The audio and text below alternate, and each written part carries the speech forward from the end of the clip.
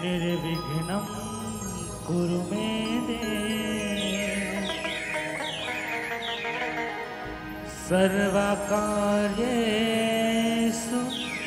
सर्वदा। हे गजानन गौरी के ललना अर्जी है बारंबार सभा बीच मां पहुँचो देवा पारक हवा गोहार रिद्धि सिद्धि तोरे संग अविघ्ना विनाशन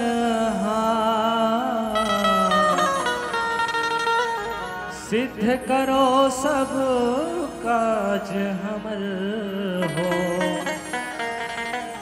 नमन हजारों हजार नमन हजारों हजार।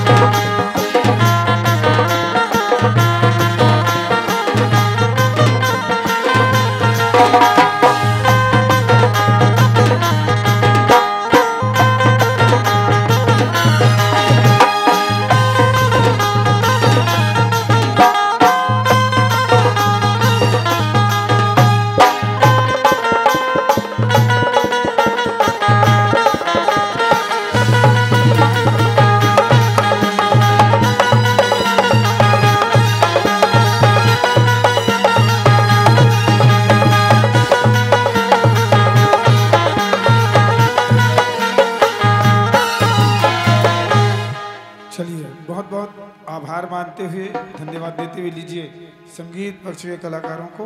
और अब आइएगा हमारे बीच आदरणीय भाई पुष्कर साहब भी हिला आप मन के माथा में तिलक लगावत है हमारे भैया मन है ये भाव के साथ कि पलक पिछाए आपके स्वागत को यह ग्राम, दर्शन की अभिलाषा में नैनन को विश्राम, प्रेम विवश बिन आपके और आतुर हैं दिन रैन, पद पंकज की चाह में पुलकित है मुखबैन, पुलकित है मुखबैन। आपो मन जुड़ो स्वागत में और जोरदार ताली बजा के आप मन सम्मान करो, स्वागत करो। जैन भैया बहनी मन दुरिया में बैठे हैं, जिन मन से भी निवेदन है आप मन भी पंडाल में आके बैठो और कार्यक्रम के पूरा पूरा आनंद लो। जिन एडहन ओडहन घूमत है दर्शक दीर्घ मन से निवेदन, श्रोता सुधी मन से निवेदन कि आप मन भी अपन मंगल में उपस्थिति पावन पंडाल में प्रदान करो और पूरा बढ़िया बैठ के पूरा कार्यक्रम के आनंद आप मन ले। बहुत बढ़िया मंडली है ना, छत्तीसगढ़ और धमतरी जिला के ख्याति लब्ध मंडली है। बहुत सुंदर जी का झांकी, सुंदर संगीत और उसने भावपूर्ण गायन की प्रस्तुति करते भाई पुष्कर साहू जी। हाँ, कई बार ये मंडली से मुलाकात हो है, झांकी आप देख के खुश हो जाओ। बहुत बहुत बढ़िया बढ़िया हाथी घोड़ा है ना, राक्षस तो अधिक बड़ निकल ही कि पंडाल छीन देते, अतिक बड़ राक्षस निकालते भैया बना। तो ये पूरा झांकी के आनंद आप मला लेना है। मैं निवेदन करो एडान ओडान जिन मन घूमत हो या एडान ओडान जिन मन बैठे हो, महतारी मन भैया मन सियान मितान संगवारी मन सब मन में सादर आमंत्रण प्रेषित करता हूँ कि आप मन आओ और आके पंडाल में बैठ के कार्यक्रम के आनंद लो। बहुत भाव और पूर्वक हमें मंच भाई पुष्कर साहू जिला नवरात्र पर्व के अनंत अनंत शुभकामना प्रेषित करत माता रानी आपके कंठ में सरस्वती के रूप में विराजमान हो, आपके जम्मो कलाकार मन के हृदय में माँ सरस्वती विराजमान हो, ये भाव के साथ नवरात्र पर्व की अनंत अनंत शुभकामना प्रेषित करत ये मंच आपला आपके समय तक है ना पूरा कार्यक्रम ला आपके समय तक हम ये मंच सादर समर्पित करतन ले एक बार जोरदार जय बोलाओ और मंच सादर समर्पित बोले मातेश्वरी रानी मैया की बोले देश मात्र बाबा की जय।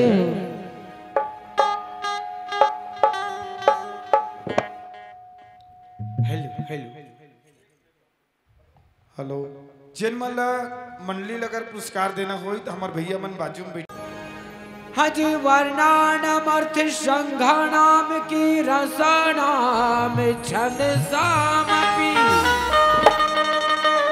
मंगला नाम चा करता रहो वंदे वाणी विनायक हज सुमिरन दीप जलाई के और धरो हृदय में ध्यान चरण शरण की लाज राखो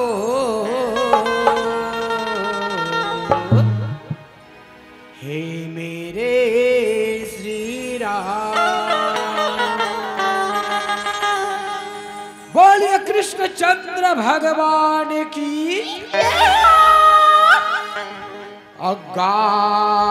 अगाले रे मन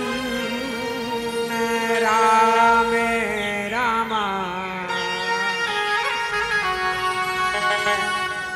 भजले रे मन सीताराम।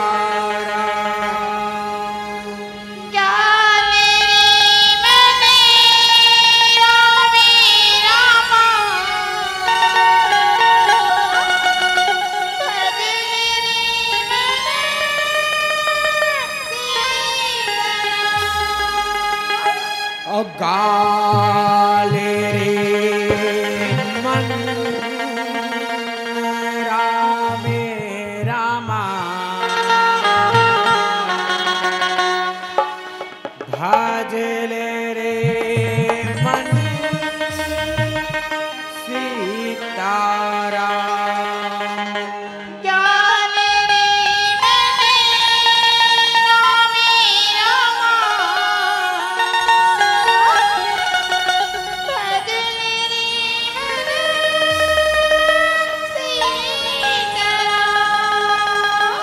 गाले रे मन राम रामा भजल रे मन सीताराम।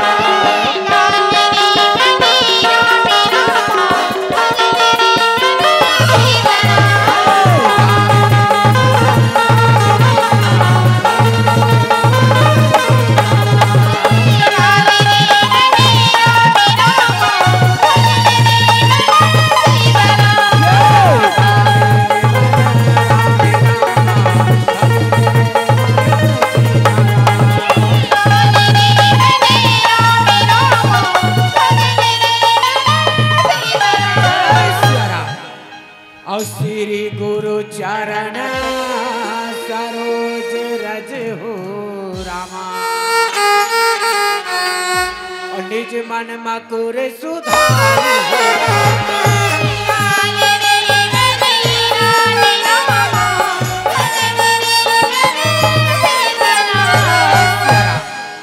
और बरनौ रघुपति विमला जस हो रामा अयोध्यायक फल चारि हो रहा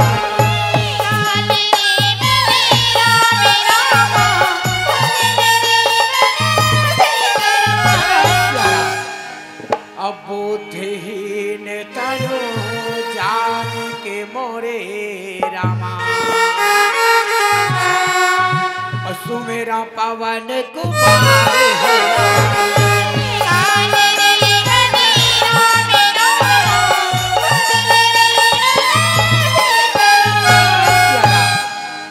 बल बुद्धि विद्या देहु मोहि हो रामा और हरि हम कलेश विकार हो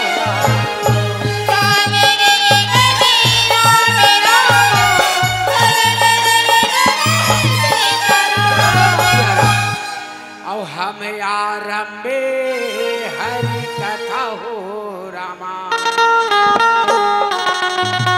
तुम निर्वाहन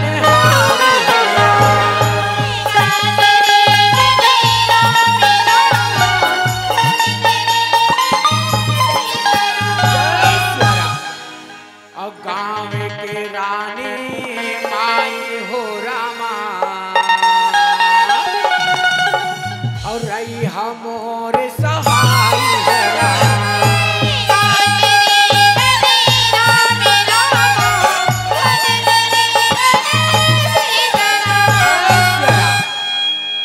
गाल रे मन रामे रामा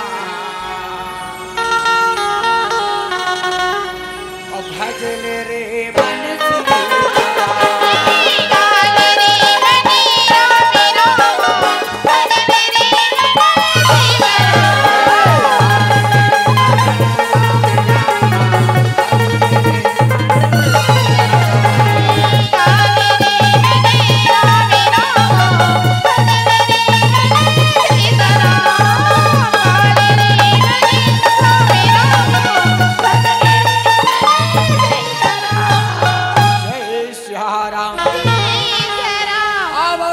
छत्तीसगढ़ मातारी के विशाल कोरमा बसे सियाराम पारा गांव रानी माई कथे सियाराम पारा गांव रानी माई के पवित्र भूया में बैठे सियाराम करुणामयी ममतामयी वात्सल्यमयी माता कौशल्या के समान हमार दाई मल्ला राजा दशरथ के समान हमार दादा मल्ला कही सियाराम अपन जिंदगी के अनुभव बटैया ये गांव के जम्मो बुजुर्ग सियान मल्ला और जहुरिया संगवारी मल्ला कही सियाराम सीता मीरा राधा रानी असन हमार दीदी मल्ला हमार बहिनी मल्ला सियाराम बाल ग्वाल के समान नान है लइका मल्ला कही सियाराम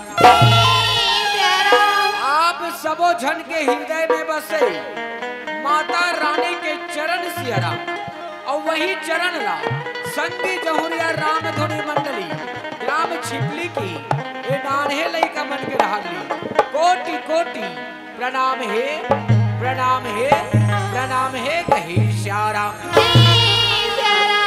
मधुर वाणी के धनी परम सम्मानी संचालक महोदय जी के चरण में सियाराम अथाह मेहनत और परिश्रम के बाद ये ज्ञान मंच सजाने वाला आयोजक समिति की अध्यक्ष उपाध्यक्ष और जम्मू सदस्य मन के चरण में सियाराम अपन खून मेहनत पसीना के कमाई ला दान के रूप में लुटाने वाला जम्मू दान दाता मन के चरण में सियाराम और सबों के मुंह में चारा डरैया स्वादिष्ट भोजन के बनैया कौशल्या भंडार की जम्मो रसोईया सदस्य मन के चरण में सियाराम आप सबो जन के चरण में गा इस संगी जहुरिया राम धुनी मंडली ग्राम छिपली की ये नान्हे लइका मन के रहले कोटि कोटि प्रणाम ही ये प्रणाम ला जय जोहार ला स्वीकार करो स्वीकार करो स्वीकार करो कही सियाराम दाई हो आज बड़ा ही सौभाग्य के बात है सियाराम बड़ा ही आनंद के बात है कथे सियाराम याद दाई आप बन के पावन ग्राम में सियाराम माता रानी माई है तौन साक्षात विराजमान है कथे सियाराम आवा दाई आज रानी माई के आशीष कृपा से सियाराम आज हम सब जन सुघर राम कथा कहे और सुने के अवसर प्रदान हो हे कथे श्याराम। कथे दाई कि जब करोड़ों जन्म के पुण्य एक साथ सकला थे तब कहीं जाके हमन ला राम कथा कहे और सुने के अवसर प्रदान होते कथे श्याराम। आवो दाई सियानन मन के कहना है श्याराम कि कोई भी शुभ कार्य शुरू करे से पहले अपने इष्ट देवी देवता मन के वंदना जरूर करते कि श्याराम। अब आप मन के बताए मार्ग में चलत, आप सब जन के दिखाए मार्ग में चलत, आप सब जन के बीच में प्रस्तुत करन भगवान के वंदना कथे श्याराम। काबर की जैन जगह में हमन बैठे हन दाई, ये जगह स्वयं में के तीर्थ हरि श्याराम। आज हमन माता रानी माई के द्वारी में बैठे हन कथे श्याराम। और दुनिया में माँ होतेगा हाँ श्याराम। दिन भर के मेहनत करे के बाद जब कोई एक व्यक्ति है घर में वापिस आते तब पहुंचते 60 बाप हौला पूछते बेटा कत्का कमान, श्रीमती पूछते ए जी कत्का बचा, लड़का मन पूछते पापा हमर मन पर ताए ला। लेकिन दुनिया में एक माँ पूछते दाई हो कथे कि बेटा अभी तक ते कुछ खाएस कि नहीं खाएस। ये होते दाई माँ के ममता।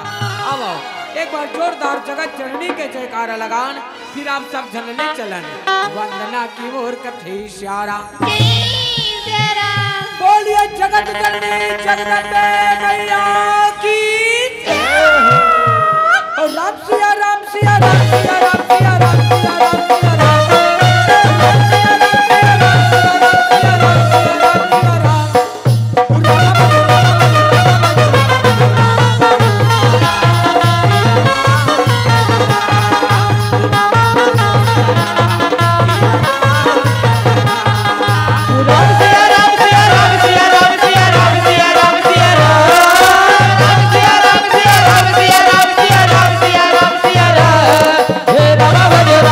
Rama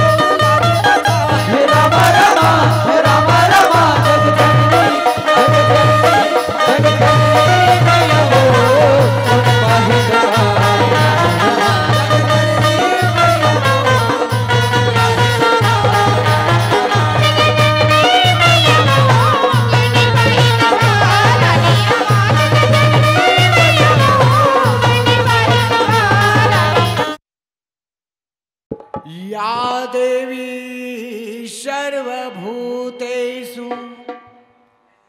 शक्तिरूपेण संस्थिता हो राम नमस्तस्यै नमस्तस्यै नमस्तस्यै नमो नमः हो राम हो दाई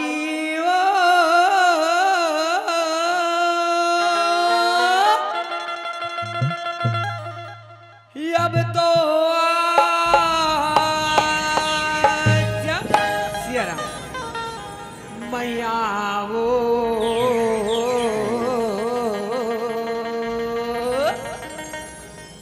अब तो आजा राम खुदाई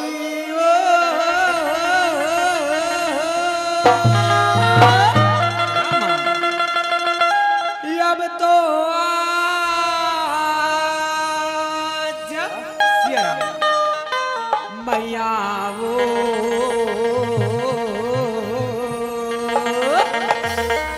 अब तो आजा दाई वो अब तो आजा मैया वो अब तो आजा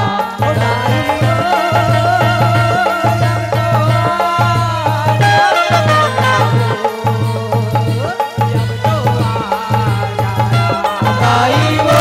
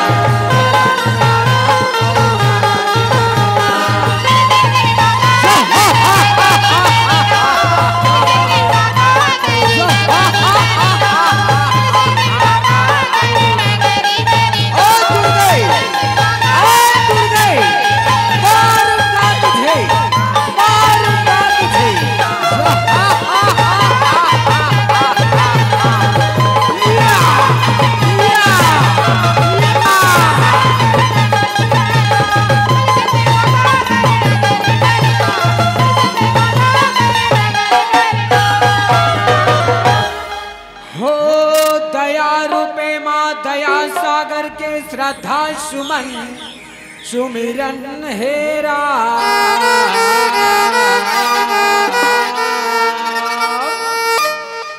दया माया वगमन हे भाव भजन कीर्तन हेरा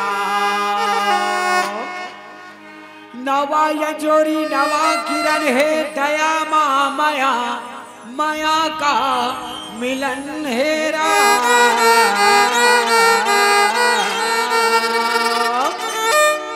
करहु कृपा है दुर्गा मैया अनमोल मन वंदन हेरा अनमोल मन वंदन हेरा। बोलिए जगत जननी जगदम्बे मैया की जय हो। सगरी नहाए ला जाए और दुर्गा भवानी हो राम और गंगा नहाए ला जाए दुर्गा भवानी हो राम।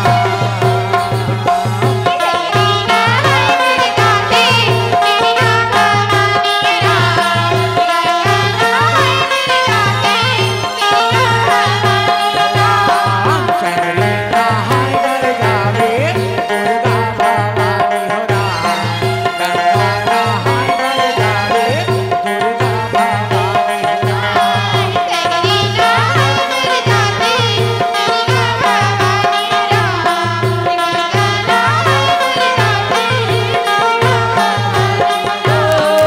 राम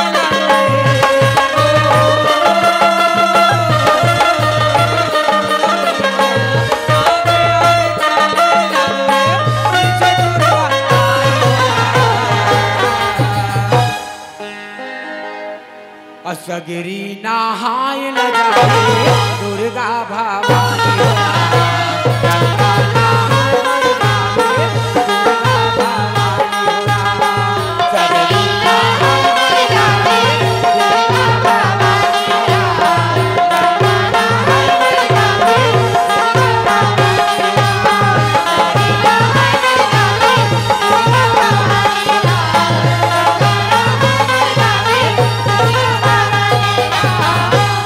मोर गाँव के रानी माइल सुमरो सुमरो शारदा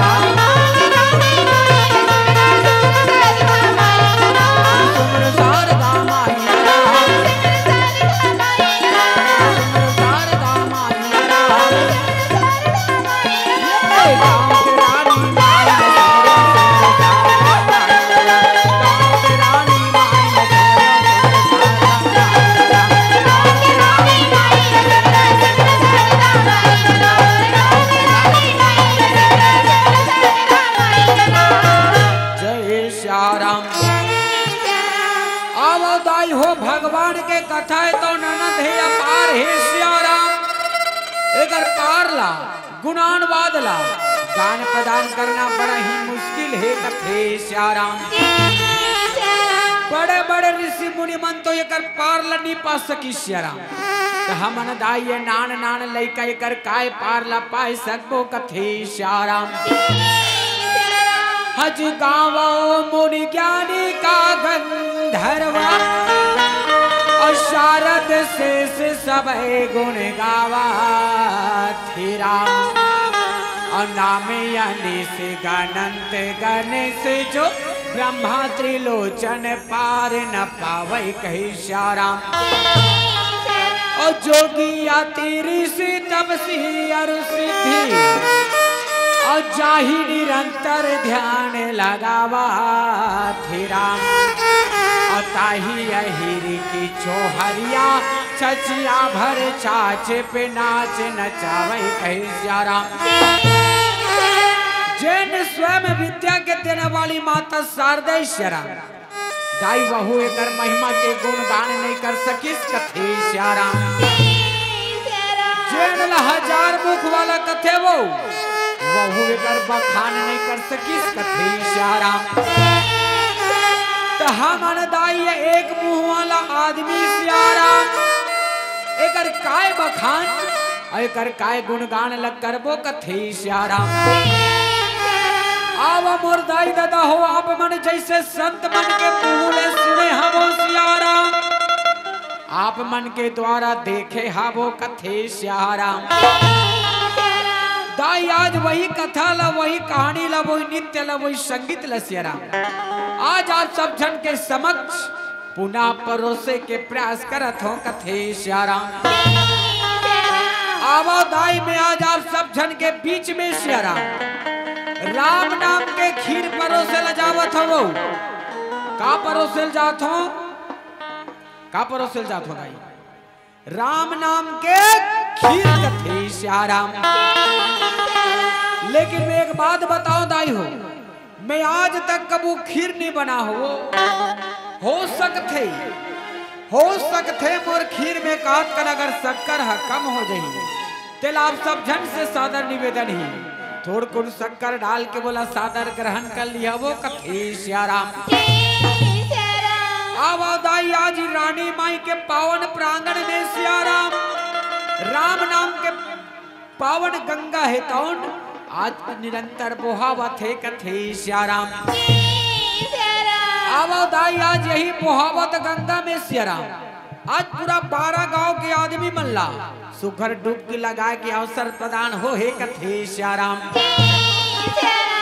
आवा दाई आज ये राम नाम के गंगा में डुबकी लगाना है सियाराम और राम नाम के साबुन अपन अंग में लगाना है। अब उजराना काला है मन ला उजराना है कथे सियाराम। और राम नाम के साबुन ला दीदी और तन में लगा ले हुरा। काला लगाना है वो, काला लगाना है राम नाम के साबुन ला। लाइफ पे लक्ष्य वाला काम नहीं है दादा, राम नाम के साबुन ला पनांग में लगाना है। अब उजराना काला है मन ला उजराना है कथे सियाराम। और राम नाम के साबुन ला भैया और तन में लगा ले हुरा। और ज्ञानी नहाते जी हाँ ज्ञानी नहाते कहूँ नहा ले राम। ज्ञानी नहाते जी हाँ ज्ञानी नहाते कहूँ नहा ले राम।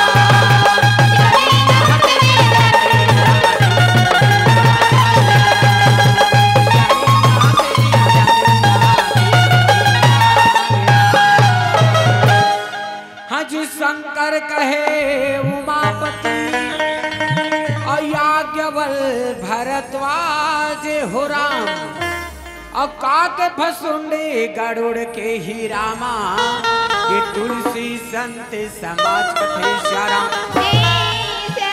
आवो दाई बाबा गोस्वामी तुलसीदास जी है तौन सियाराम। ये राम चरित्र मानस लदाई गंगा नदी के समान पवित्र बताए सियाराम। अब बाबा जी है तौन ये मानस रूपी गंगा में सुघर 4 घाट के रचना करे हे कथे श्याराम। जगर पहला घाट के नाम है दाई हो ज्ञान घाट, जहाँ भगवान शंकर हा माता पार्वती ला कथा सुनाते कहे श्याराम। वही कथा लदाई भक्ति घाट में काक भसुंडी हा गरुड़ जिला सुनाते श्याराम। वही कथा लदाई कर्म घाट में याज्ञवल हा भरद्वाज मुनि ला सुनाते श्याराम। और वही कथा लदाई समर्पण घाट में बाबा गोस्वामी तुलसीदास जी है ताउन। ये रामचरित्र मानस के माध्यम से हमें जनमानस ला बताते कहे श्याराम। तो आवो दाई आप सब जन तन से हैं बैठे रहो श्याराम। आप सब जन तन से हैं बैठे रहो। अब मन लले चलो कहाँ ज्ञान घाट की वो, जहाँ भगवान शंकर माता पार्वती के साथ में विराजमान हो बरियावत है कहे श्याराम। और ये मानस के गंगा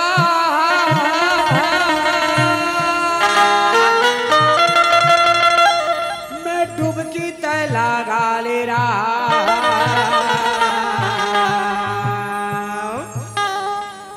और ये मानस के गंगा में डुबकी तय लगा ले रहा। ये मानस के गंगा में डुबकी तय लगा ले रहा।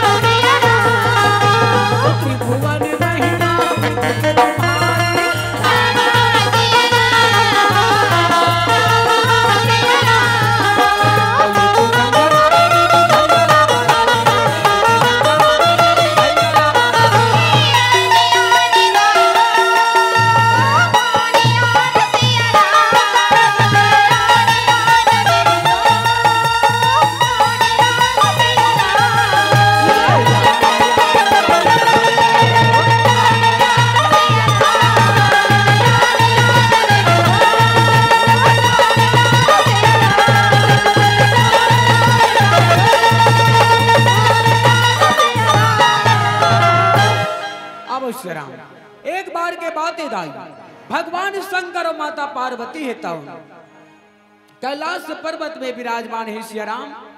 श्रद्धा रूपी माता है ताऊ अपने आसन ले उतर थे और आसन ले उतर के विश्वास रूपी भगवान ला प्रणाम करते।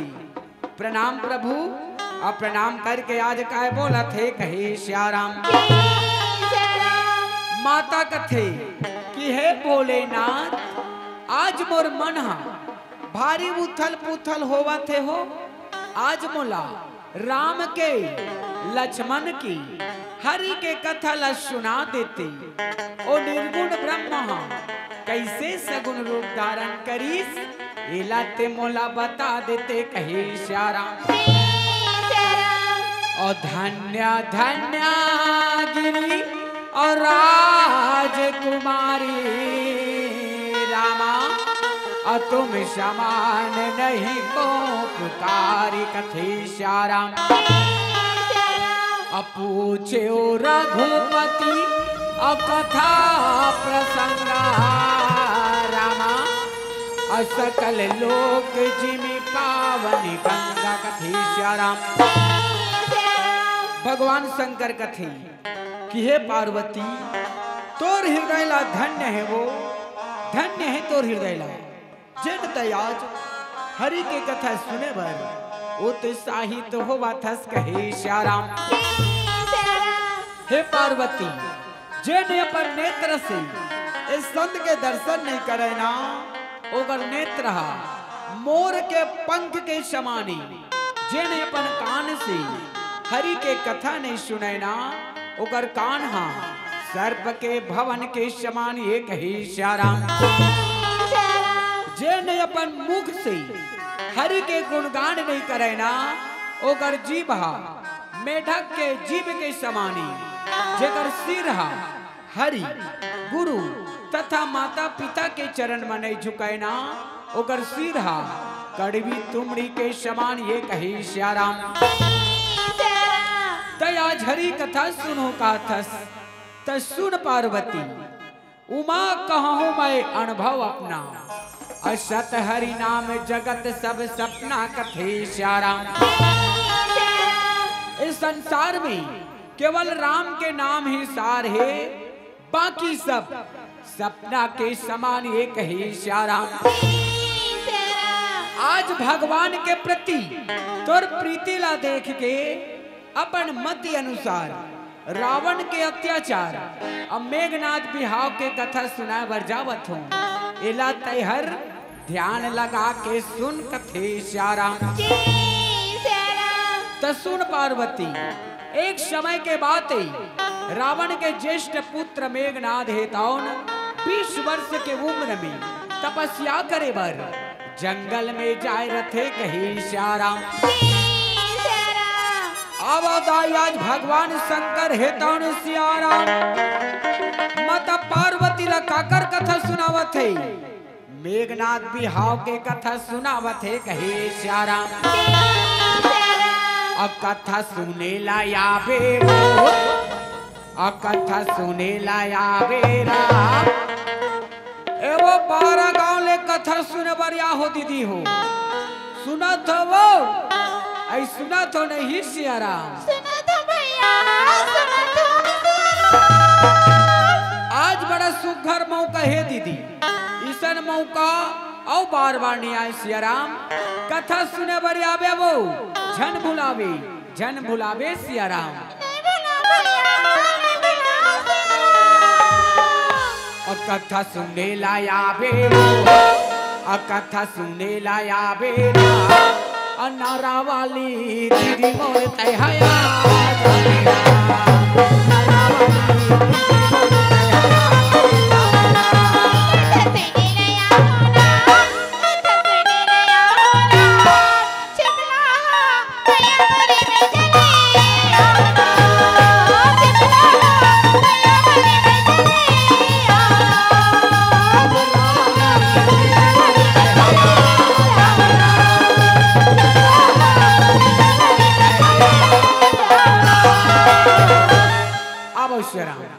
आज दाई राजा रावण के ज्येष्ठ पुत्र मेघनाथ हेताउन श्याराम 20 वर्ष के उम्र में अपन पिता कर ले आज्ञा मांग के आज घना घोर जंगल में कैसे तपस्या करे बरियावत है कही श्याराम आज मेघनाथ हेताउन दाई घना घोर जंगल में आए श्याराम और घना घोर जंगल में आकर के आज कैसे तपस्या करत है कही श्याराम कामरू कामच्छ देवी प्रसन्न हो कामरू कामच्छ देवी प्रसन्न हो हो काली काली अमावस की रात में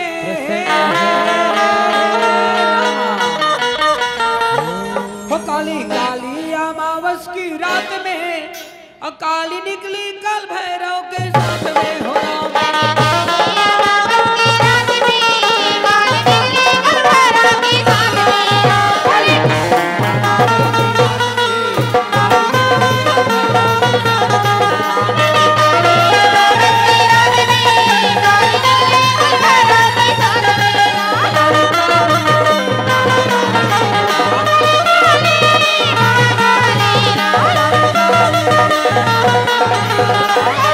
Oh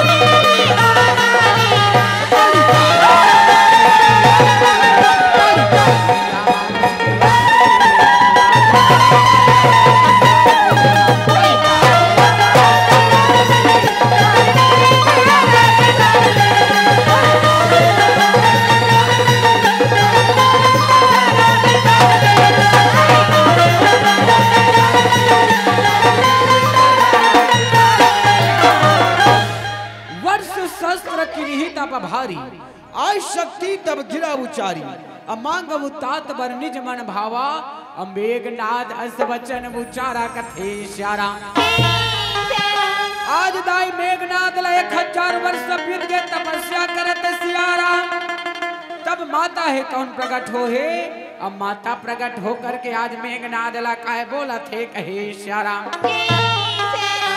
माता कथे कि हे पुत्र मेघनाद आंखें खोलो बेटा, मैं तुम्हारी तपस्या से अत्याधिक प्रसन्न हूँ। वरदान मांगो पुत्र, वरदान मांग कथे श्यारा।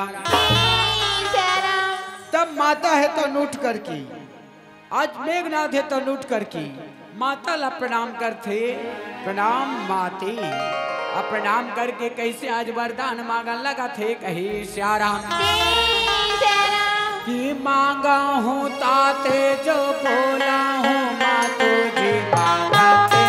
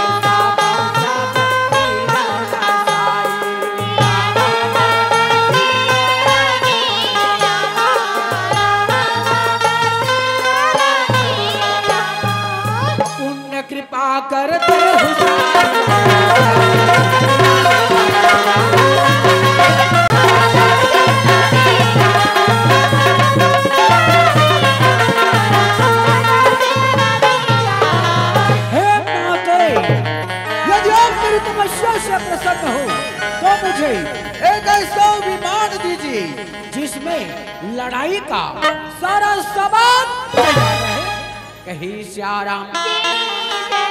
और जिसमें चढ़कर जब मैं रण में जाऊं तो किसी भी प्रकार की हथियारों की कमी न हो कही श्यारा। और किसी पिंगल की दृष्टि मेरे विमान पे न पड़े और ना मुझे कभी लड़ाई में भय हो कही श्यारा। बस माते बस मुझे यही वरदान दीजिए माँ, माते मुझे यही वरदान दीजिए कही श्यारा। हे पुत्र मेघनाद मैं तुम्हें यह वरदान देती हूँ। हे पुत्र तुम मेरे परम भक्त हो, इसलिए एक वरदान और देती हूँ कही श्यारा। कि जो पुरुष 12 वर्षों तक न सोया हो, न अन्न ग्रहण किया हो और न स्त्री प्रसंग किया हो, वही पुरुष तुमको मार सकता है। अन्यथा तुझे मारने वाला इस तीनों लोक में कोई वीर नहीं, कोई वीर नहीं कही श्यारा। माते मुझे स्वीकार है, माते मुझे आपका यह वरदान स्वीकार है माँ, स्वीकार है कही श्यारा। कि जय जगबंदनी आनंद कंदनी गिरी नंदनी वरदाता। कि जय जगबंदनी आनंद कंदनी गिरी नंदनी वरदाता। दुष्ट निकंदनी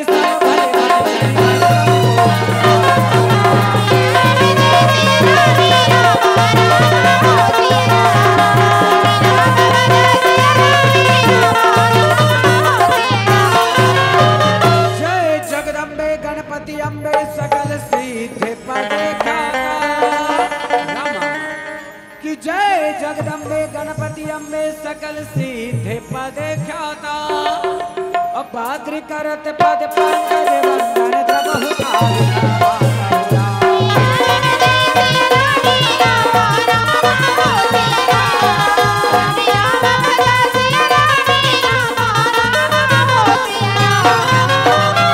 अवश्य राम।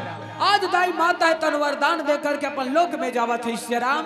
आवाज वरदान पा करके मेघनाद हेता हूँ कैसे आज घोर गर्जना करत है कहे श्री राम।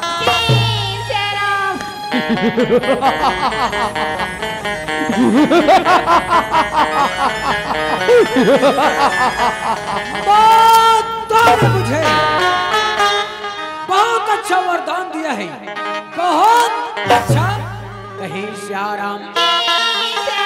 आज तक इस तीनों लोक में कोई ऐसा पुरुष पैदा नहीं हुआ जो 12 वर्षों तक ना सोया हो, ना अन्न ग्रहण किया हो और न स्त्री प्रसव किया हो कहे श्री राम।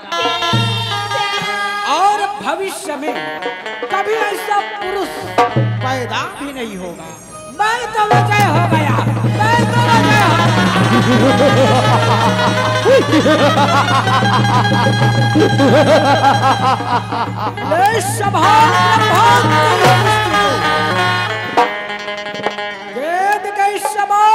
छोड़ूंगा, तेरी कारीगरी की कला को चूर चूर कर दूंगा कहे श्री राम। अब आज मेघनाद हेता श्री राम तपस्या करके वरदान प्राप्त करके कैसे अपन भवन की ओर जावन लगा थे कहे श्री राम। जय श्री राम। हो जय श्री राम।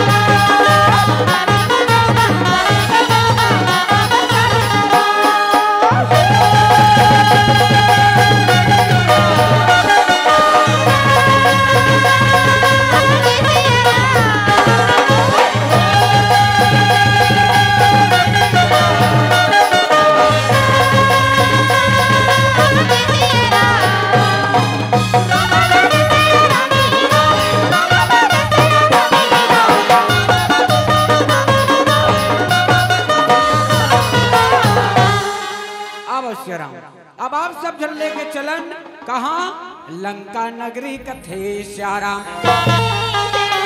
हज गिरी त्रिकूट में बसे वो लंका, अजिहा राज करे राजा रावण हो राम।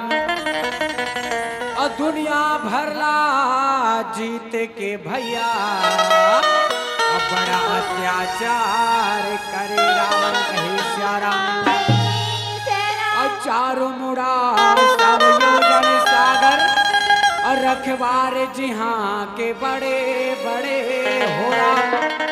और थर थर कापे सब ऋषि मुनि रामा, और देवता कर जोर खड़े खड़े कहे श्री राम। लंका नगरी है तौनदाई 100 योजन समुद्र के बीचों बीच त्रिकूट नाम के पर्वत में बसे है कथे श्री राम। आवताई आज अगर प्रश्न ये उठे श्री राम, आज अगर प्रश्न ये उठे कि रावण कौन है, तब बाबा गोस्वामी तुलसीदास जी लिखते श्री राम कि 10 शीश ताही अपीस भुजे गंगा, और रावण नाम पीर बरी बंदा कथी श्री राम। जगर 10 इंद्री बेकाबू हो ओला रावण कहे कथे श्री राम। आवो दाई आज राजा रावण के द्वारपाल मन है तो पहुंचा थे श्री राम। और ये मन काय कथे आवो सुनन कथे श्री राम। ये मन कथे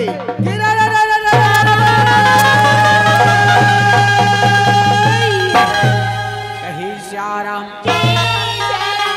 कि सुनो सुनो सुनो महाराजा धीराजा राजा रावण दरबार में पधार रहे हैं। कहे श्याराम अभिनंदन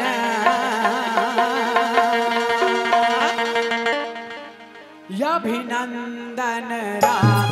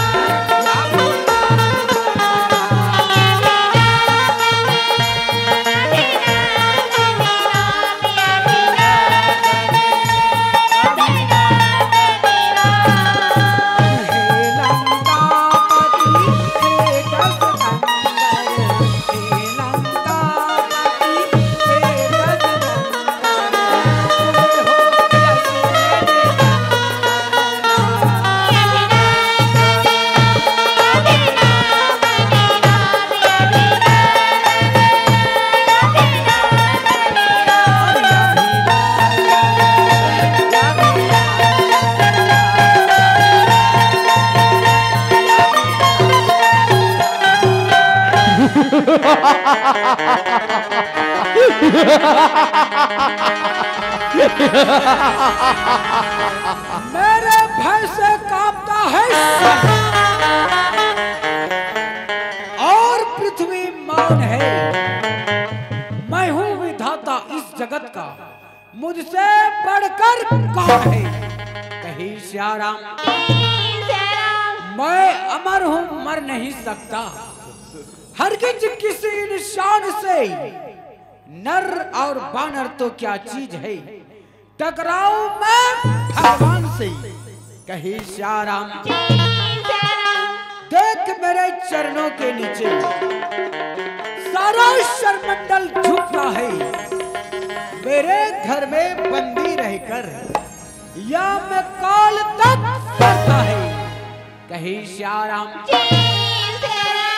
मुझसा पंडित मुझसा योद्धा संसार में ना कोई दूजा है। अपने शीशों को काट काट कर शंकर जी को पूजा है। कही श्याराम जय श्याराम एहा सूत समोजन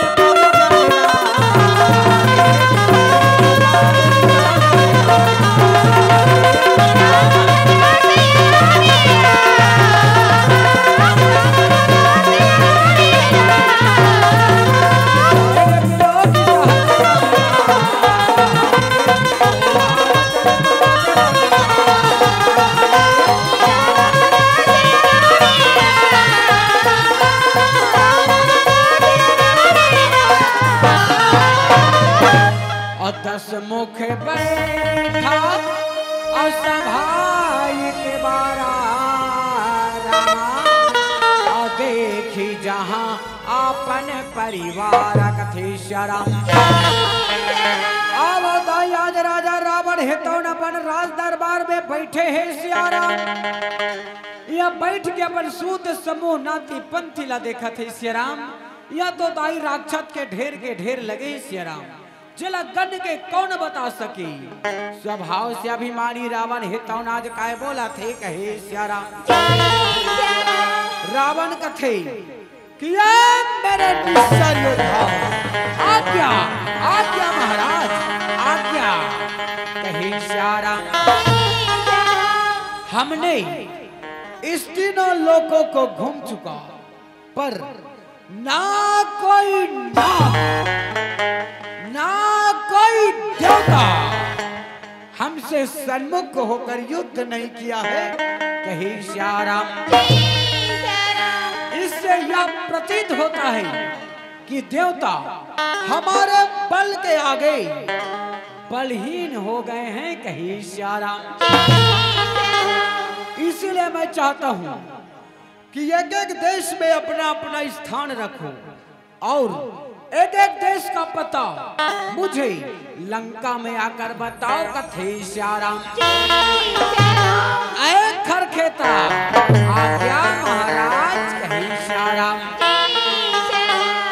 लवन सूर आज्ञा महाराज कहे श्याराम। तुम अपनी सेना लेकर अलकापुरी की ओर जाओ और तुम अपनी सेना लेकर कश्मीर राज्य की ओर जाओ कथे श्याराम। जो आज्ञा महाराज। हम अभी जाते हैं सरकार, हम अभी जाते हैं। ये कही श्याराम। तब रावण अति प्रेम से मारिच लियो बुलाए अजाहु दंड ले आवहु सुर नर मुनि समुदाय कथे श्याराम। तब रावण कथे आए मारिच सुबाहु ताड़का कहाँ हो तुम तीनों शीघ्र आओ कथे श्याराम। और राम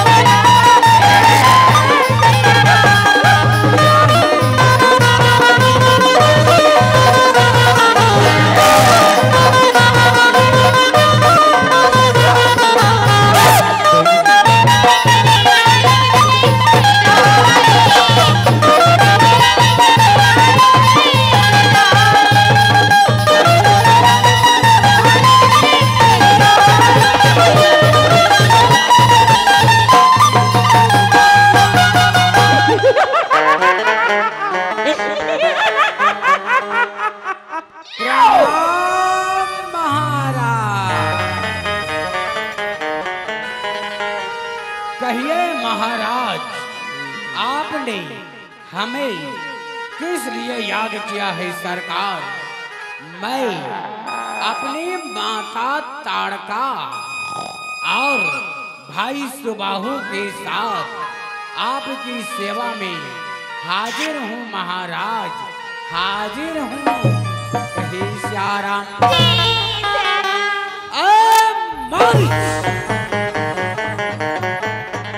मैं ये चाहता हूँ कि तुम तीनों जाकर गांधीपुरी की जंगलों में रहो, मंदिर और गौशाला फुड़वाओ, फुलवाड़ियों को कटवाकर बबूल लगवाओ।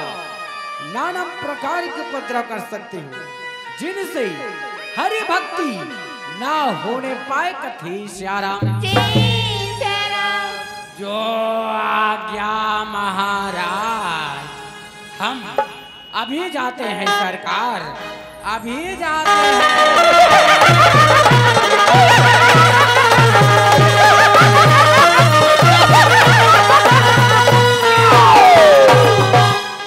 अवश्य राम। आज दाई राजा रावण के ज्येष्ठ पुत्र मेघनाथ है तमस्य राम तपस्या करके वरदान प्राप्त करके आज अपन पिता के दरबार में कैसे पहुंचने लगा थे कहे श्याराम। और झूलना मावो दाई झूलना मेरा, मच मच के वो झूले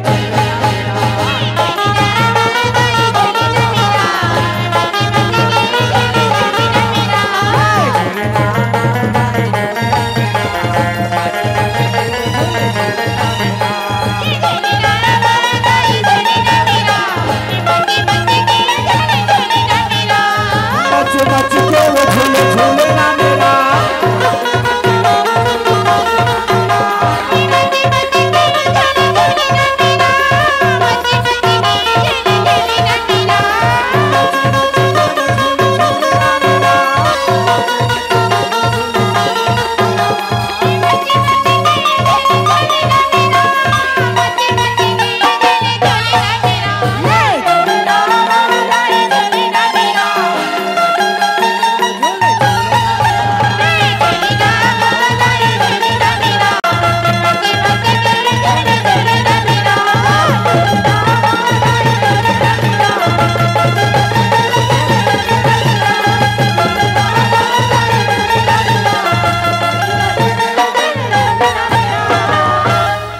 अवश्य राम। आज मेघनाथ है तो अपन पिता के दरबार में पहुंच की अपन पिता ला प्रणाम करते। प्रणाम पिताजी। खुश रहो पुत्र मेघनाथ, खुश रहो कही श्याराम। कहो बेटा तपस्या करके आ गए मेघनाथ, तुम्हारा कार्य सफल हुआ कि नहीं कही श्याराम। हाँ पिताजी हाँ, मेरा कार्य सफल हुआ पिताजी। माँ जगदम्बा ने मुझे सूर दुर्लभ का वरदान दिया है पिताजी, सूर दुर्लभ का वरदान दिया है कही श्याराम। वाह वाह पुत्र मेघनाथ वाह, तुम्हारी बात सुनकर मन को बड़ा आनंद लगा बेटा। अब जाओ अपने भवन में जाकर विश्राम करो कथे श्याराम। नहीं पिताजी नहीं, मैं भी जानू तो सुख स्वर्ग में इसे ही धाक जमाऊंगा आपकी तरह स्वर्ग से पिताजी देवताओं का मार भगाऊंगा कही श्याराम। वाह तो अच्छा ठीक है बेटा मेघनाथ। सुनो बेटा, जैन सूर समर धीर बलवाना और जिन्हें लड़बे कम अभिमाना कथे श्याराम। जो देवता अपने आप को बलवान समझते हैं और जिन्हें लड़ने का अभिमान है, उन्हें युद्ध में जीतकर बांधकर लंका मेरे पास लाओ। मैं उसकी तमाम काम ठीक कर दूंगा कही श्याराम। अच्छा पिताजी तो मैं चलता हूँ, मुझे आज्ञा दीजिए। प्रणाम पिताजी। प्रणाम कथे श्याराम। आओ दाई आज राजा रावण है तो ने पर योद्धा मल्ला अलग अलग देश में अलग अलग राज्य में भेजा थे श्याराम। यहाँ तक अपन बेटा मेघनाथ ला घलोक सिखा पढ़ा के देवता मन से लड़ाई करे बार भेजा थे श्याराम। अब अपन स्वयं जावन लगा थे कहे श्याराम। अब दाई ये करा बाबा गोस्वामी तुलसीदास जी लिखते श्याराम। का लिखते कि रामा चलते दशानंद डोलते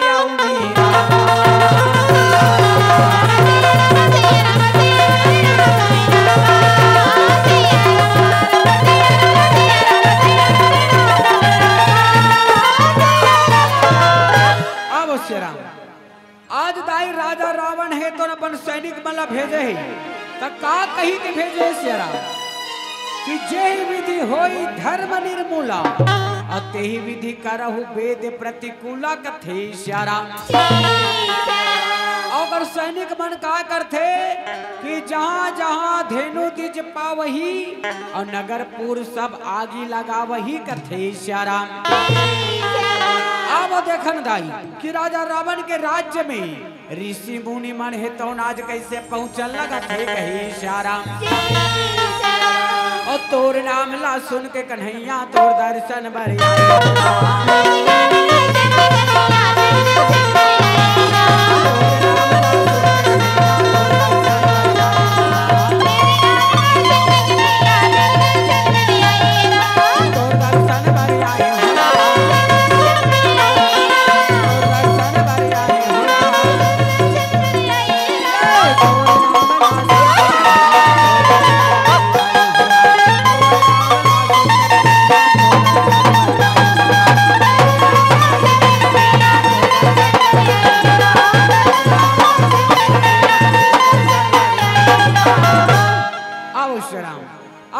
राजा रावण के राज्य में आज ऋषि मुनि मन है तो कैसे पहुंचल लगा थे कहे श्याराम। श्री राम जय राम अजय जय हो राम। श्री राम जय जय हो राम।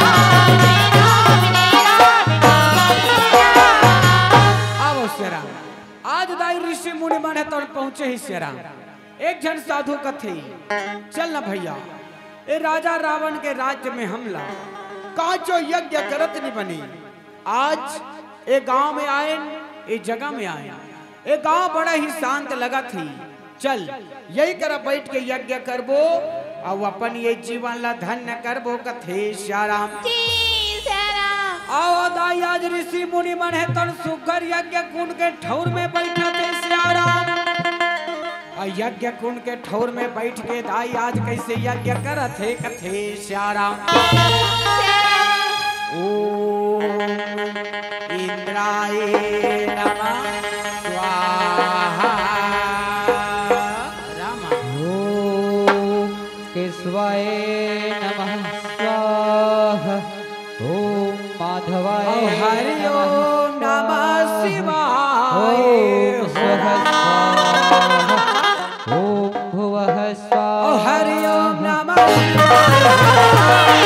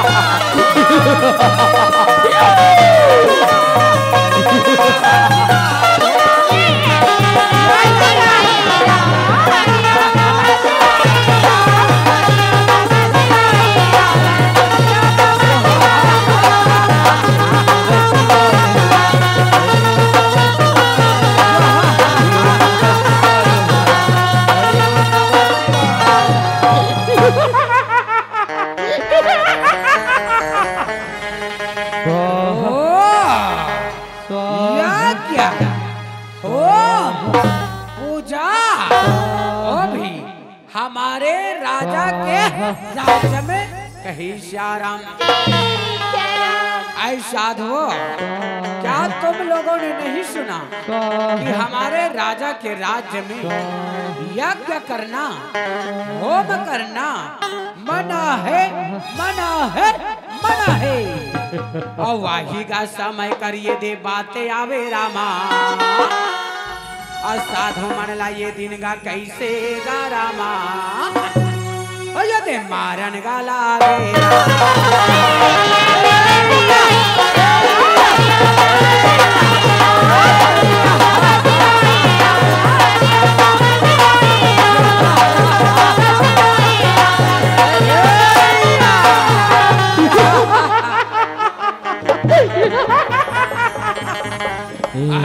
साधुआ बेटा हो हमारे राजा के राज्य में यज्ञ करते हो होम करते हो इसका तुम्हें दंड देना होगा दंड देना होगा कही श्याराम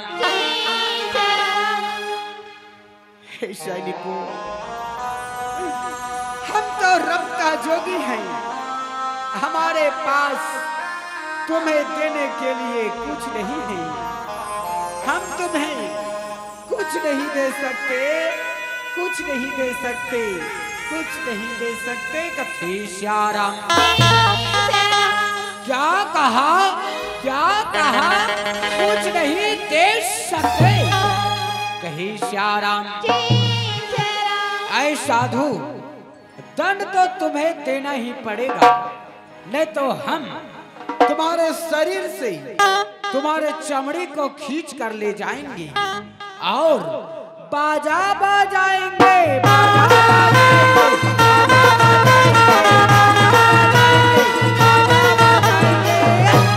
कहीं श्याराम सैनिकों सचमुच में हमारे पास तुम्हें देने के लिए कुछ नहीं है हमारे शरीर में केवल हमारा रक्त है अगर तुम लोग चाहो तो हमारे शरीर के लहू को दंड के स्वरूप लंका ले जा सकते हो लंका ले जा सकते हो कथे श्याराम अरे वाह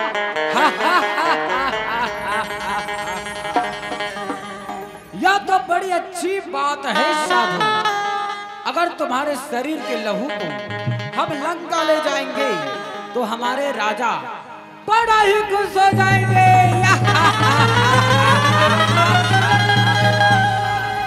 तो ला ला इस कमंडल में अपने रक्त को डाल। ला ला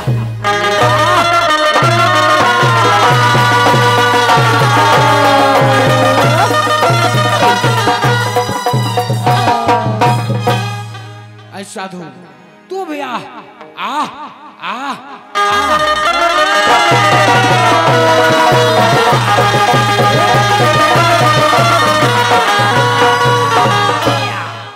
कही श्याराम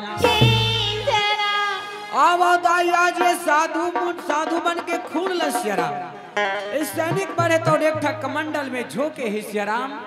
एक जन साधु है तो उठ थे कमंडल अपन हाथ में उठा थे और हाथ में उठा करके आज ये सैनिक मन लकाए बोला थे कहे श्याराम।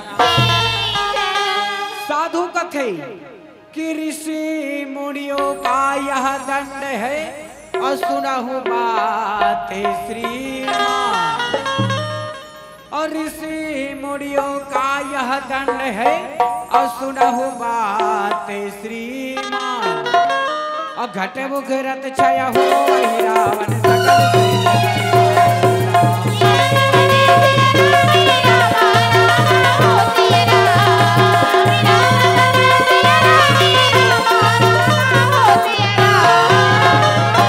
साधु क्या कहा हमारे लंका का विनाश और तुम्हारे लहू से क्या तुम्हारे खून में इतना उबाल है लाई से ला एया एया एया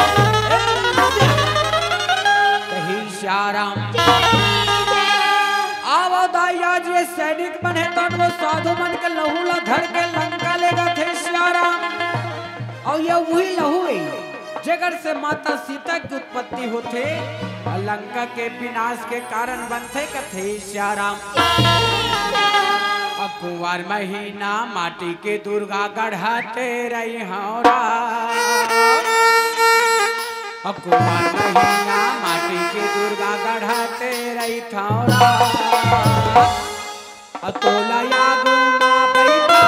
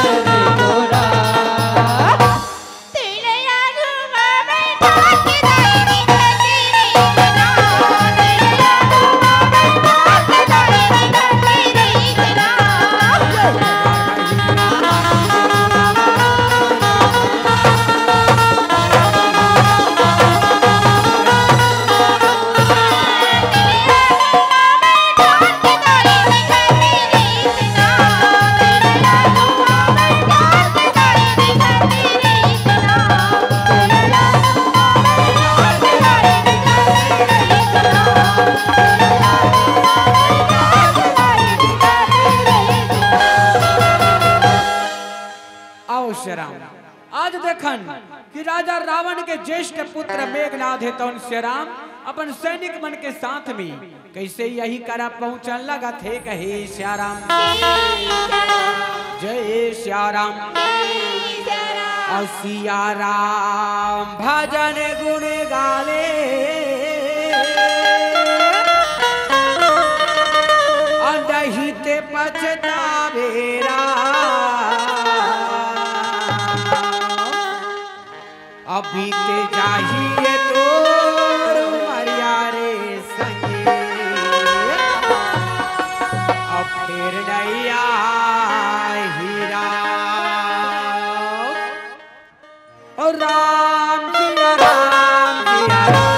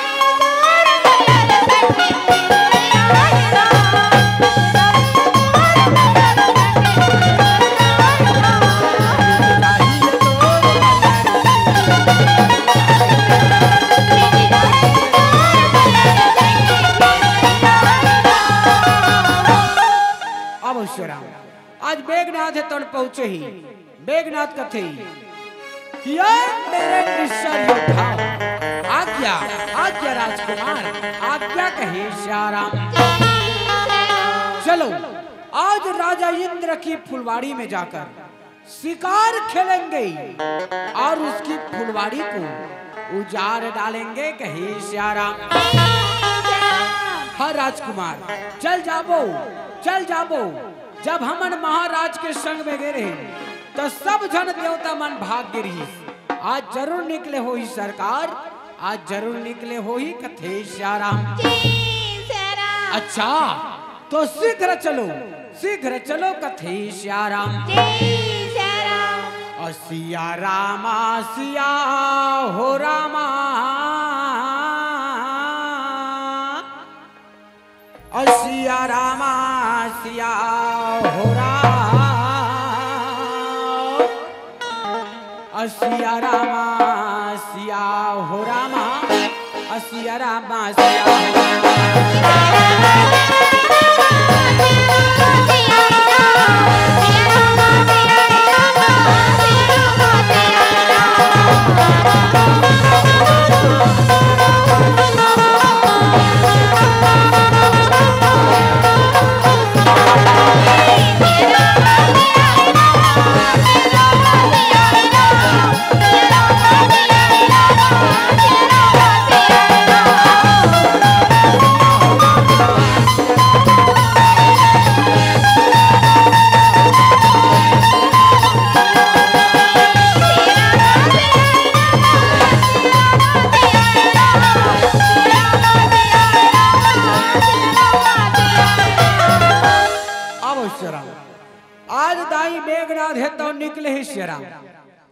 कथे मेघनाथ तो निकले ही और वही समय के बात देवता के राजा इंद्र है तौन कैसे यही करा पहुंचल लगा थे कहे श्याराम।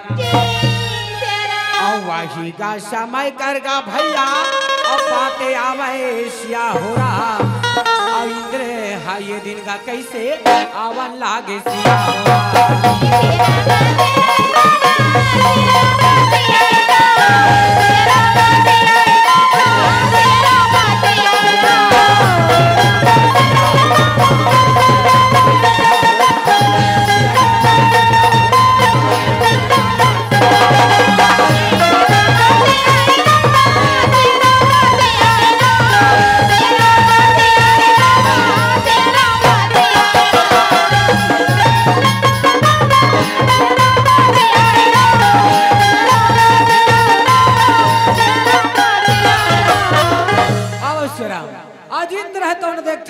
कि मेघनाथ हम और फुलवाड़ी ला उजाड़ा थे कही की तो इंद्र है तो आज काय बोला थे कहे श्याराम।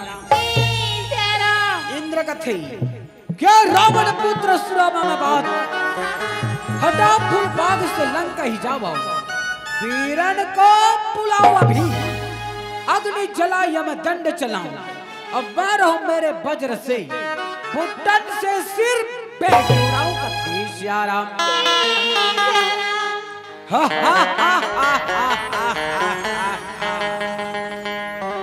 आज गिदड़ शेर की जुबान बोल रहा है इंद्र मैं तेरी ही तलाशी में या उपाय कर रहा था अब हिम्मत है तो युद्ध में तैयार हो जा कहे श्याराम।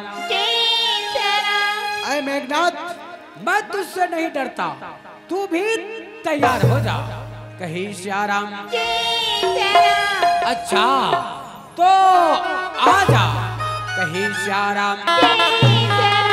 सिया रामा सिया रामा सिया रामा सिया रामा सिया रामा सिया रामा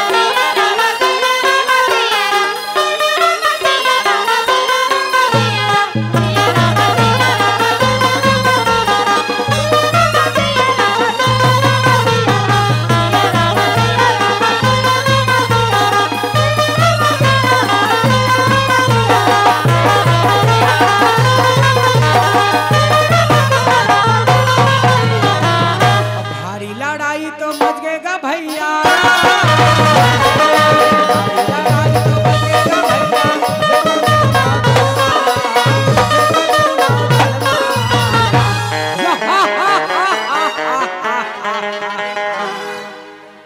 मेघनादे हगर जय रे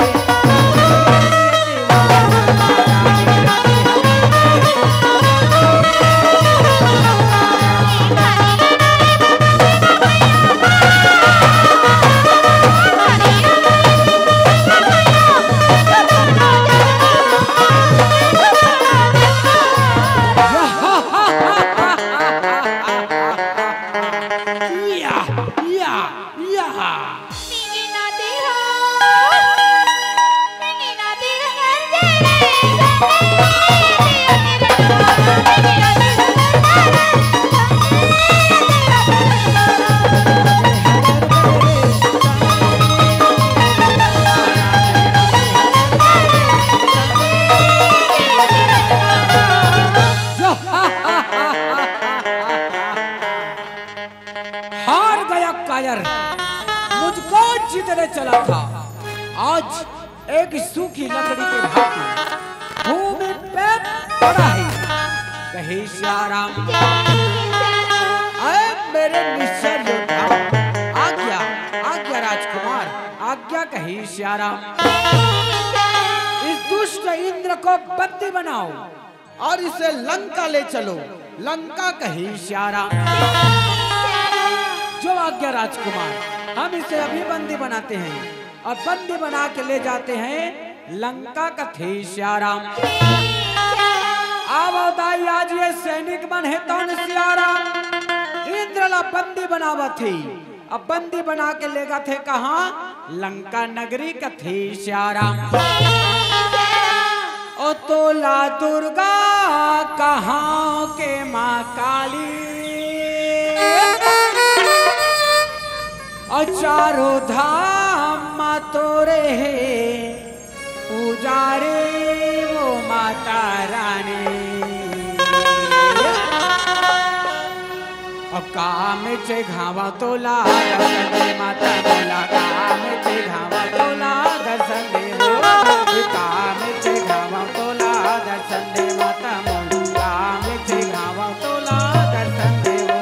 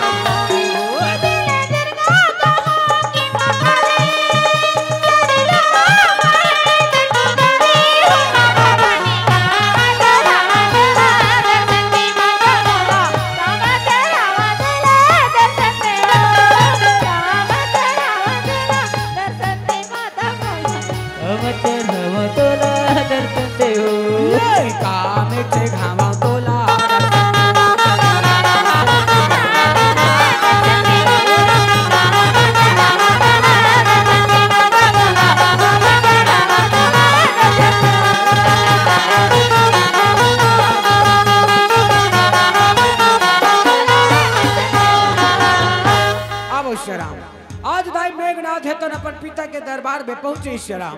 वहाँ पहुंच के कथे कि देखिए पिताजी, देखिए आज मैंने किसको बंदी बनाया है। पिताजी किसको बंदी बनाया है? कहे श्याराम वाह वाह पुत्र मेघनाथ वाह, देवताओं के राजा इंद्र को पशु के समान बांध कर ले आए बेटा। मेघनाथ धन्य है तुम्हारी बल और पराक्रम को, धन्य है। कहे श्याराम ये बात के जब पता ब्रह्मदेव ला चलते श्याराम, ब्रह्मदेव जब सुनते कि मेघनाथ इंद्र ला बंदी बना है कहीं की, तब ब्रह्मदेव है तो कैसे यही करा पहुंचा लगा थे। कहे श्याराम बूढ़ गे रे डोंगा बूढ़ गे रे, बूढ़ गे रे डोंगा बूढ़ गे रे संगी मोरा, गाली गाली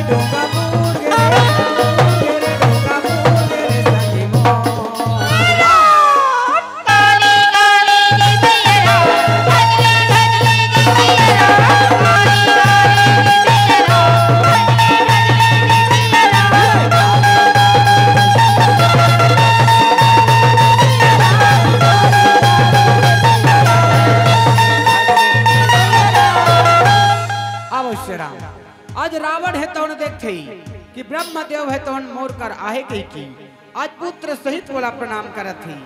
प्रणाम ब्रह्मदेव। कहिए ब्रह्मदेव, आज आपका आगमन हमारे समक्ष किस कारण हुआ है? ब्रह्मदेव, किस कारण हुआ है? कही श्याराम। हे लंकेश, तुम्हारे पुत्र मेघनाद ने राजा इंद्र को बंदी बनाया है, सो मैं इसे ही छुड़ाने तुम्हारे पास आया हूँ। अब तुम राजा इंद्र को छोड़ दो या तुमसे कभी भी युद्ध नहीं करेगा। कहे श्याराम। हो रामा ब्रह्म वचन सुन कही सुरारी रामा।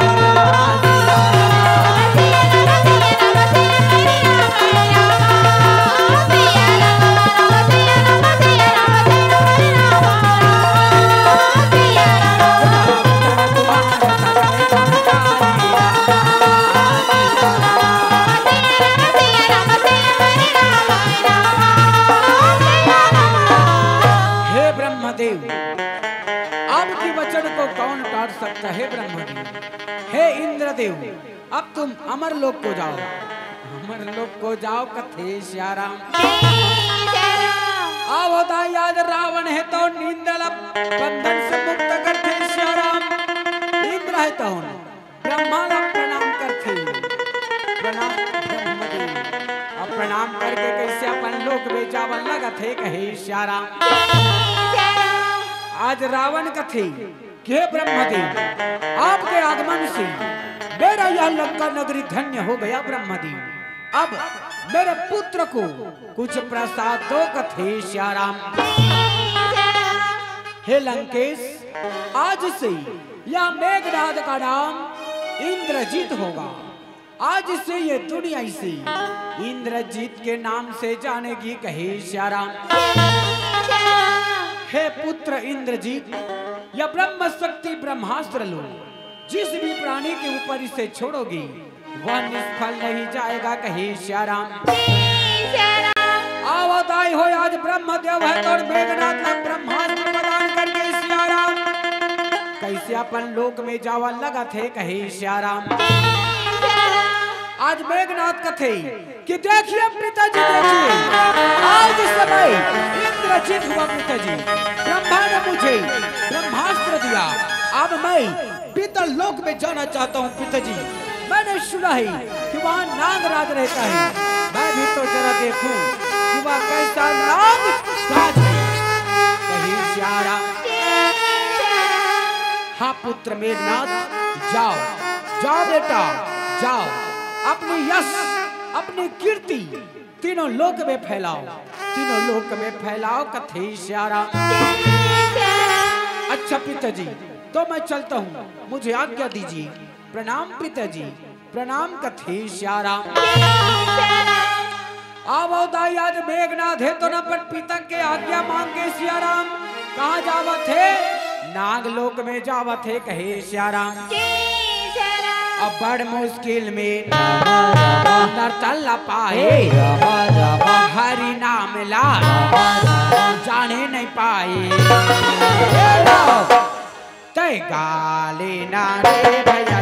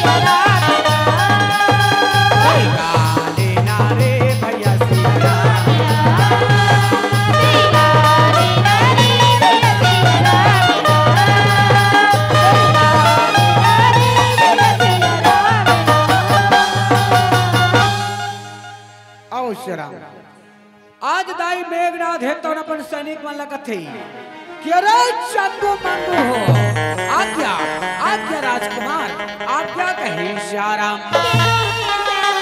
चलो आज नागलोक में जाएंगे और वहां के राजा से दंड वसूल करके आएंगे, दंड वसूल करके आएंगे कथे श्याराम।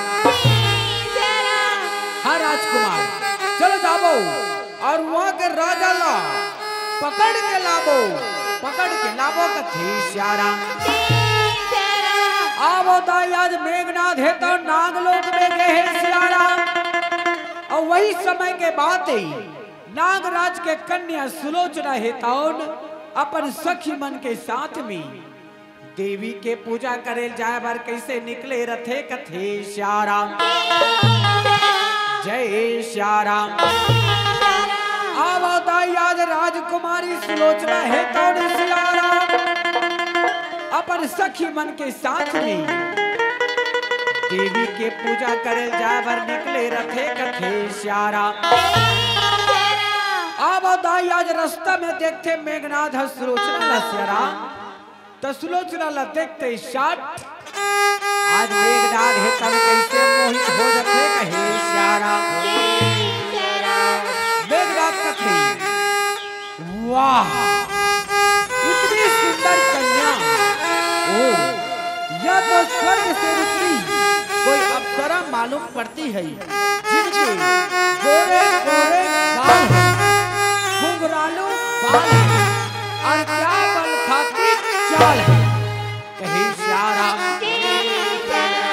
आवो दाई आज मेघनाथ है तौन श्याराम इस सुलोचना ला देख के कैसे आज मोहित हो हे कथे श्याराम। अतुर चंदा जैसन चेहरा माँ मोहा जात हो, अतुर चंदा जैसन चेहरा माँ मोहा जात हो। माया रे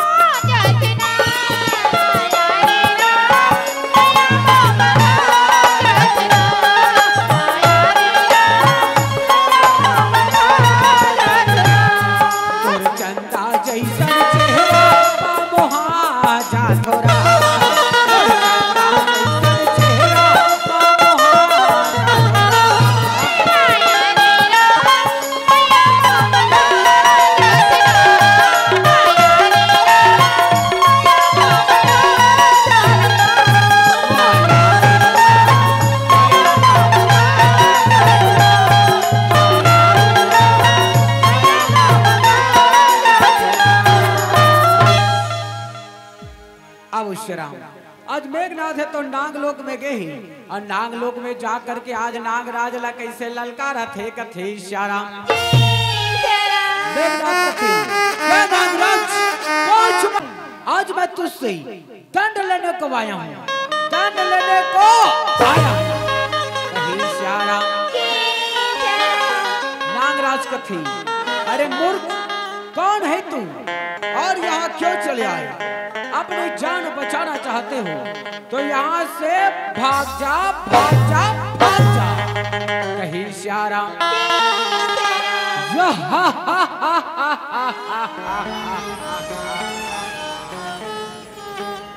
सर्व संभावनी ने बोला मोहि न जानत मैं इंद्र जीते मोह से डरे सब लोग चुराते क्यों हम जाए तुम्हारे घर कही श्याराम। नागराज कथे ऐ मेघनाथ नादान जरा मुख को संभाल तक देख लगाकर ध्यान मुझे, नादान जरा मुख को संभाल तक देख लगाकर ध्यान मुझे।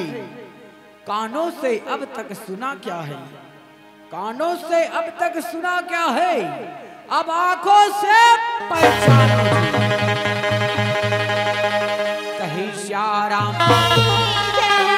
आवो दाई आज नागराज है तो नपन फेड़ ले बारा थे श्याराम अब फेन ले बाहर आकर के आज मेघनाद ला कैसे ललका रथे कथे श्यारा नागराज कथे क्या मेघनाद तू यहाँ जान देने को क्यों चले आए हो कायर? मैं तुझे अभी अपनी पूंछ में लपेट कर रगड़ दूंगा अथवा फुसकार करके जला दूंगा कहीं श्यारा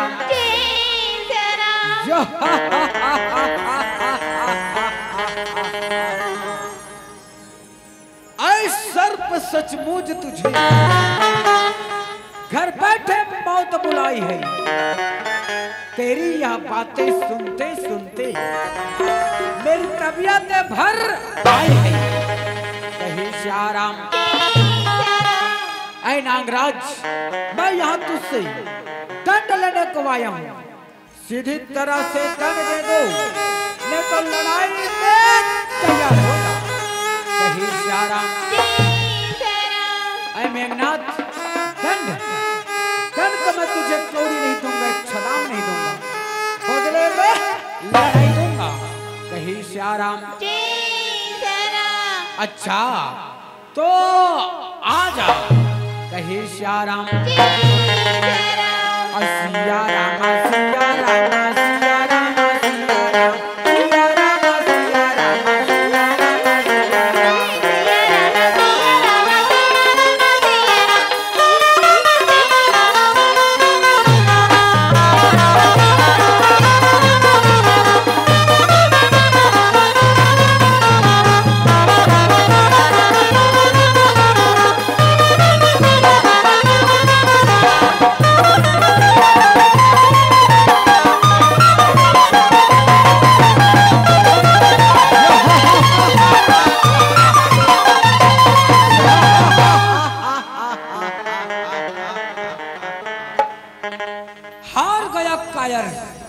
मुझको जीतने चला था, इंद्रजीत को जीतने चला था, आज यह सर्प का फन मेरे पैरों के नीचे है कहीं श्यारा।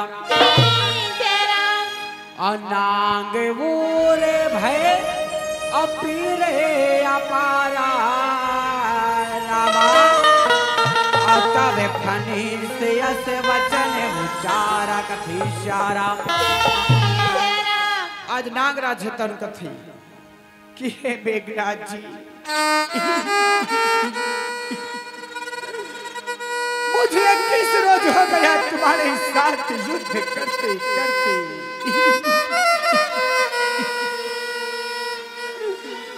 भूख और प्यास से तड़प रहा हूं,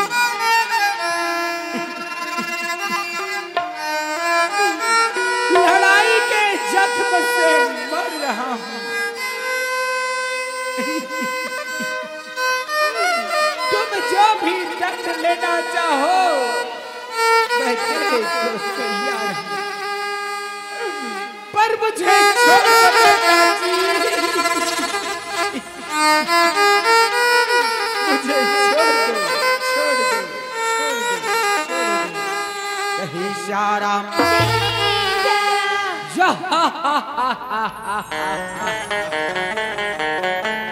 अब आया उठ पहाड़ के नीचे कहीं श्याराम। दंड देने यदि चाहत हो तो सुनाऊं बात अहिराज, और तेरी बेटी सुलोचना ताही से वो ही का कथी श्याराम। ऐ नागराज यदि दंड देना चाहते हो तो तुम्हारी बेटी जो सुलोचना नाम की है उसी को हमें दे दो, हम उसे अपनी पत्नी बनाकर रखेंगे कहीं श्याराम। हे मेघनाद जी आप जैसा चाहते हो वैसा ही होगा। मैं अपनी कन्या सुलोचना का विवाह तुम्हारे साथ करने को तैयार हूं, तैयार हूं, तैयार हूं कहीं श्याराम।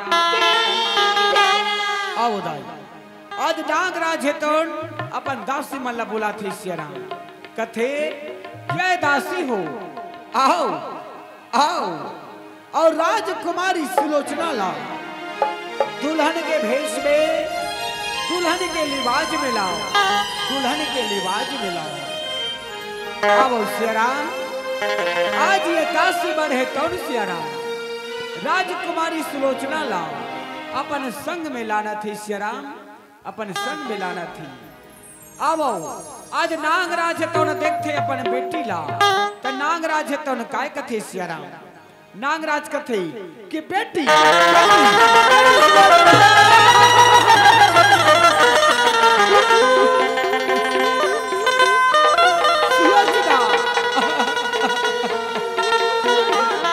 आज एक बाप के व्यवस्था ना तो देख बेटी एक बाप के व्यवस्था ना दे एक नाग कन्या होते हुए तो ना एक निशाचर के साथ में बिहाना पड़त बेटी सुलोचना ते बोला क्षमा कर दे बेटी ते बोला क्षमा कर दे ते बोला क्षमा कर दे अब सियाराम सुलोचना कथे कि नहीं पिताजी नहीं पिताजी आप क्या बोल रहे हो पिताजी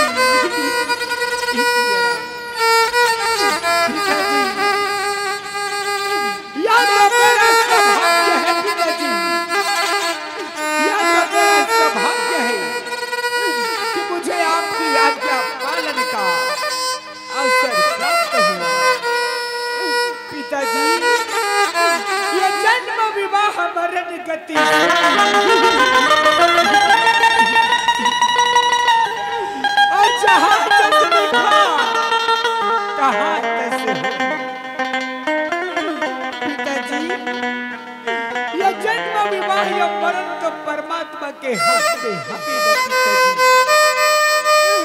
अगर वो परमात्मा हमारे कर्म न मेघनाथ के हाथ में जोड़े हैं साथ में जोड़े हैं पिताजी तेरा कदम बैठ नहीं सके कदम काट नहीं सके कदम काट नहीं सके मैं तैयार हूँ पिताजी मेघनाथ के साथ शादी करे मैं तैयार हूँ तैयार हूँ तैयार हूँ कहे श्यारा अब दाई आज नागराज तो अपन बेटी लगत थी कि बेटी सुलोचना ये वरमाला ले बेटी अब मेघनाथ के गले में पहना की तेल अपन पति स्वीकार कर ले अपन पति स्वीकार कर ले आओ श्याम और सुलोचना तन सुखर मेघनाथ वरमाला पहनावती श्याम मेघनाथ तो बताई सुलोचना वरमाला पहनावती श्याम सुखर अपन पति ला प्रणाम करत है प्रणाम स्वामी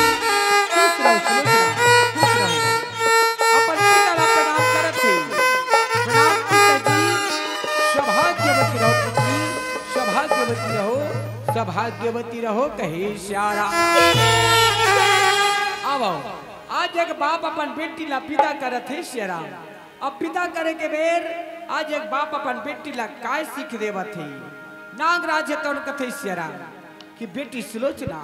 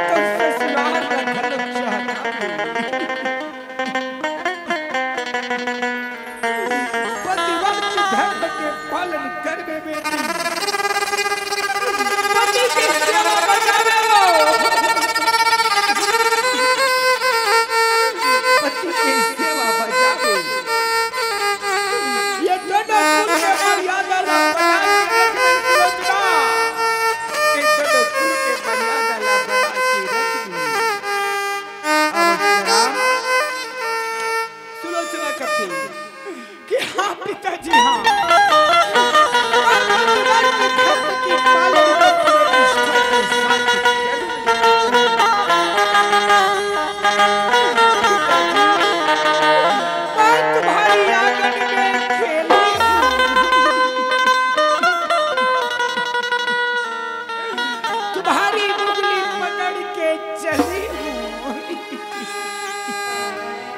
आज आज तुम्हारे घर आंगन को छोड़ के जा रही हूँ पिताजी, तुम्हारे घर आंगन को छोड़ के जा रही हूँ। याद आएंगे मुझे यहाँ की नदियाँ, यहाँ की गलियाँ, यहाँ की सखी, यहाँ की सहेलियाँ। कल सब होंगे पिताजी, लेकिन हम नहीं होंगे, लेकिन हम नहीं होंगे। आओ शराब, अब नागराज अपन बेटी के हाथ ला मेघनाथ के हाथ में सौंपथी से और कहा थे कि हे मेघनाथ जी, ये मोर कलेजा के टुकड़ा ला, ये मोर आँखी के तारा ला, ये मोर हीरा ला तो ला सौंपत हो, कहीं कर सदैव रक्षा कर दे, सदैव रक्षा कर दे, सदैव रक्षा कर दे। आओ शराब, मेघनाथ कथे, हे नागराज जी, आप किसी भी प्रकार की चिंता न करें। आज से यह सुलोचना मेरी पत्नी है, मैं इसकी हर प्रकार से रक्षा करूंगा, इसकी हर प्रकार से रक्षा करूंगा। कहे श्यारा आज नागराज तो अपन बेटी ला विदा करके अपन भवन में जावत है श्यारा। आवो देखन क्या जो बाप अपन बेटी ला कब तक सुघर सीख देवत है श्यारा। सही बात है दाई, नारी मन के पहला धर्म है दाई पति के सेवा श्यारा। रामचरितमानस में बताते कि ये के ही धर्म आये के व्रत अकाया वचन मन पति पद प्रेम श्याराम। नारी मन के पहला धर्म है दाई पति के सेवा। पति आप मन के लिए ईश्वर दाई, पति आप मन के लिए भगवान एक थे श्याराम। जैसे जिया बिना देहा अबदी बिना वारी रामा, अतैसे नाथे पुरुष बिना नारी कथे श्याराम।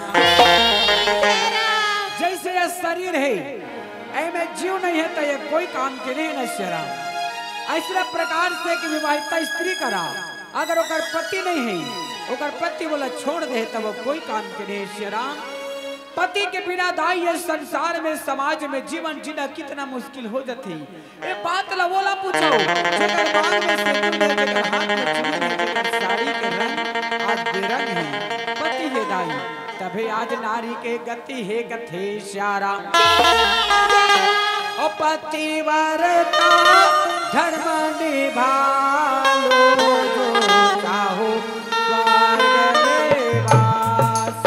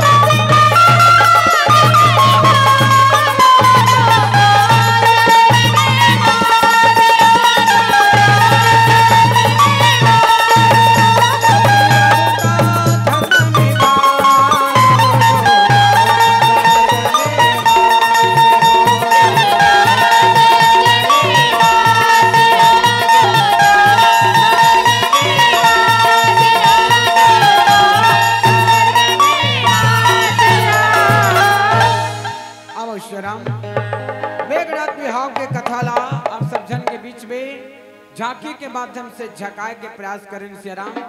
हमारे कथा में नित्य में संगीत में कोई भी प्रकार की गलती हो जाही हो ही तेला मला बताए के जरूर प्रयास करूँ काबर कि जब तक हम हमारे गलती नहीं जानबो तब तक केवल सुधारे के घलोक प्रयास नहीं करन। आवो एक अंतिम गीत आप सब जन के बीच में और ये मन से चादर विदाई चाहबो कही श्यारा जय श्यारा